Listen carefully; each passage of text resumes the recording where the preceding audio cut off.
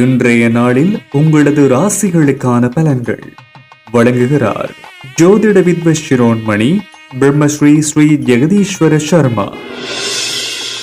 இன்றைய 2026 ஆண்டு ஜூன் மாதம் 14ஆம் திகதி பராபவ வருடம் வைகாசி திங்கள் 31ஆம் நாள் ஞாயிற்றுக்கிழமை.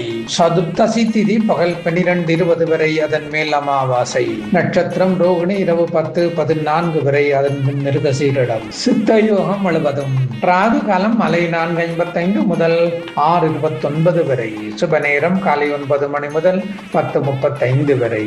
இன்று திவசம் செய்வதற்கான திதி வைகாசி மாத தேய்பிறை சதுர்த்தசி அமாவாசை. இரு திதிகள் சேர்ந்த தினம். இன்று அமாவாசை விரதம். பிதாவை இழந்தோர் எள்ளும் நீரும் கொண்டு பிதர் தர்ப்பணம் செய்வதால் எதிர்கால சந்ததி விருத்தியடையும். இனி இன்றைய பலன்கள். மேடராசினருக்கு யோகமான பலன்களை அடைய இடம் உண்டு.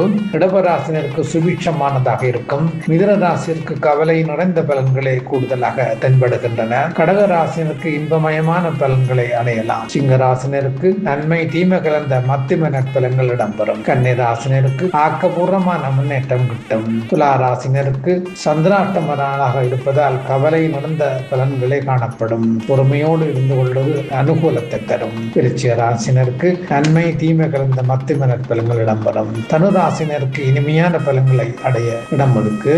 மகர ராசினருக்கு இணக்கம் தரக்கூடிய பலன்கள் நன்றாக உள்ளது. கும்பராசினருக்கு துயரம் தோய்ந்த பலன்களை எதிர்பார்க்க முடியும். மீனராசினருக்கு விருத்தியான பலன்கள் காணப்படும்.